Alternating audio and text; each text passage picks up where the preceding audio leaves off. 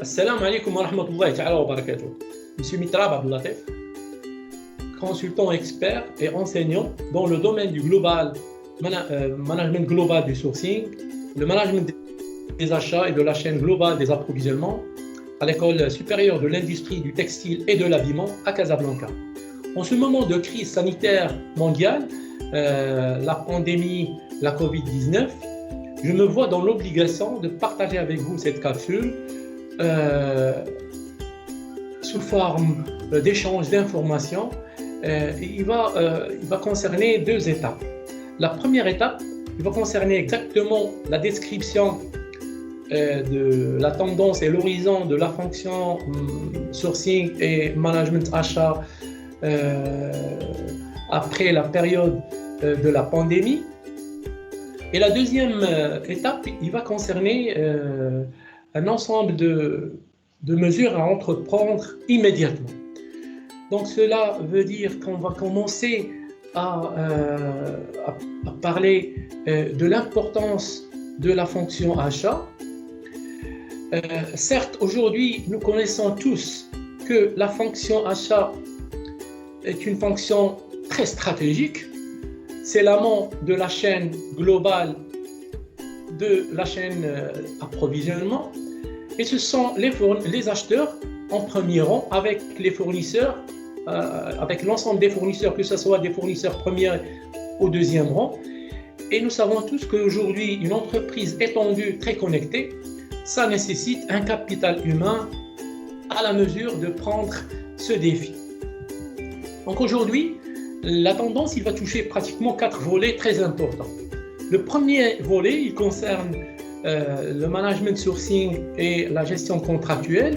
Et donc, ce sont les sourceurs et les acheteurs qui vont se permettre, à travers ces plateformes, source to contract, de faire des études de marché, de faire le ciblage, collecter le maximum d'informations sur les fournisseurs, sur le marché, sur leurs besoins et de trouver des plans afin donc de mesurer l'adéquation entre le besoin et le produit sur le marché dans un contexte d'efficience achat.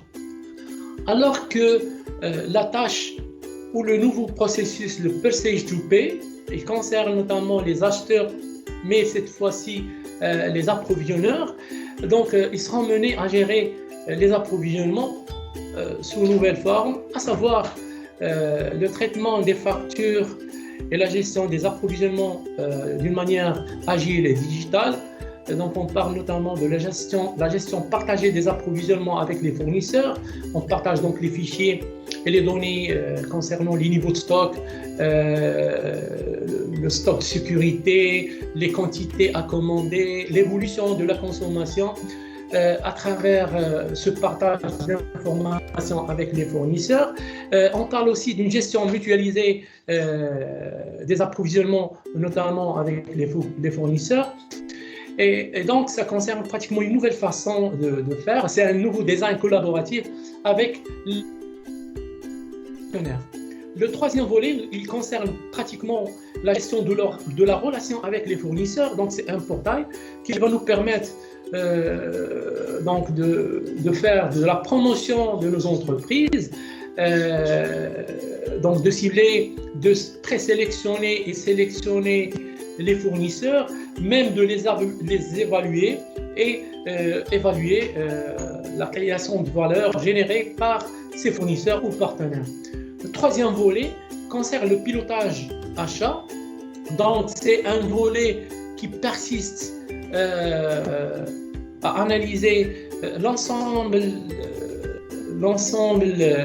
des critères liés à la fonction achat, à savoir des indicateurs de la performance des fournisseurs, le taux de service des achats par rapport aux clients ou aux prescripteurs internes.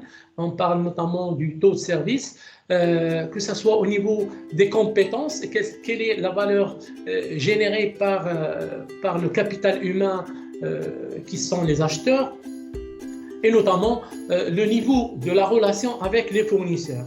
Certes, il y a d'autres nouveautés en place d'un nouveau business model qui est les places de marché virtuelles qui peuvent regrouper d'une manière virtuelle les vendeurs et les acheteurs par type de secteur. Et là, on est dans un sourcing, dans un acte achat virtuel et qu'on peut élargir. Donc, il y a gain de temps, élargir le sourcing et peut-être trouver les meilleures solutions possibles. De la même manière, aujourd'hui, on parle des appels d'offres électroniques. Donc, certes, il n'y a plus la peine donc de retrouver ou de perdre énormément de paperasse administrative, de documents générés à un temps perdu. Aujourd'hui, avec des appels d'offres électroniques, on peut pratiquement gagner du temps,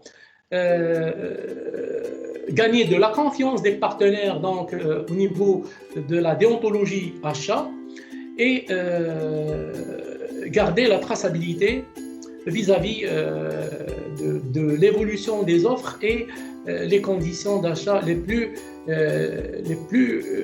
efficientes. Notre façon de négocier aussi va prendre une nouvelle forme. Aujourd'hui, on parle des enchères inversées, plusieurs sortes d'enchères inversées à travers des sites web peut-être spécialisés, mais aussi il y a des plateformes spécialisées dans les enchères publiques, notamment des systèmes qui permettent de gérer les relations durables avec les fournisseurs. Exemple, le Working Relations Index, les PIC Collaborative Index, le SRM, le Suppliers Relationship Management. Il y a aussi la tendance vers les design to cost, donc la schématisation et de déterminer les coûts objectifs achats.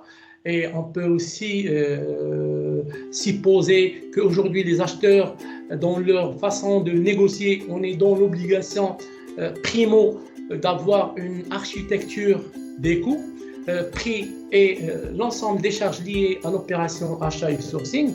Le volet achat durable et éco-responsable est un volet aussi qui est très important dans la façon on est censé déterminer notre besoin et penser à des produits, des solutions alternatives.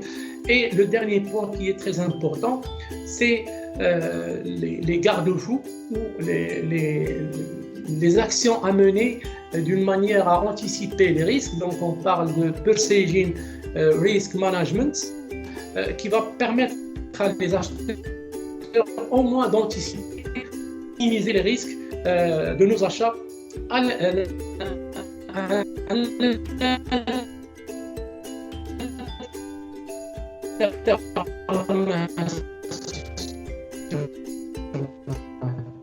Achat doit dès maintenant élargir le sourcing et commencer à faire des études de marché, notamment dans le secteur textile, à savoir chercher d'autres sources d'approvisionnement, peut-être chercher des nouveaux produits de substitution, des nouvelles alternatives à répondre à des besoins, et tout cela en concertation entre l'équipe achat et les demandeurs. Créer des plateformes technologiques sourcing, l'exemple de Alibaba Textile, Made Morocco. Aujourd'hui, on peut permettre à des startups de créer cette plateforme et d'inviter le maximum de fournisseurs à l'échelon international et même des fournisseurs au niveau du marché local à présenter leur offre et regrouper les textiliens et les fournisseurs dans cette plateforme qui va nécessiter un échange, la prospection, le partage d'informations, des bibliothèques riches en termes d'informations, donc une bibliothèque électronique. Il faut cartographier donc les dépenses, analyser la consommation et le budget au moins de l'année N-1. Donc une cartographie précise et exhaustive de la base de données fournisseurs. Il faut renforcer la relation entre les acheteurs et les équipes internes, donc notamment les prescripteurs, les demandeurs, les bureaux de méthode les directions recherche et développement, visualiser la chaîne de valeur et détecter les goulots d'étranglement, accélérer les procédures d'homologation et de référencement des fournisseurs, intégrer les données achats dans les systèmes d'information et les ERP, et monter un système de pilotage achat, que ce soit sur les données ou sur le retour sur expérience, et donc monter un scénario dont on est censé de valoriser la fonction dans son ensemble, performance fournisseur, performance acheteur, performance et taux de service de l'équipe achat vis-à-vis des clients internes, relation avec les fournisseurs, l'efficacité des process, l'efficacité de l'audit et de l'analyse de l'ensemble des coûts cachés, et ce dans un plan pratiquement qu'on est dans l'obligation de mener dès aujourd'hui, afin de prendre le challenge, parce que l'évolution de la fonction va très vite et on est dans le contexte, et il faut pratiquement prendre ce défi et ce challenge. Donc je tiens à vous féliciter, à vous remercier infiniment d'avoir suivi cette capsule. Certainement il y aura d'autres prochainement. Je vous remercie infiniment. Wassalamu alaikum wa rahmatullahi ta'ala wa barakatuh.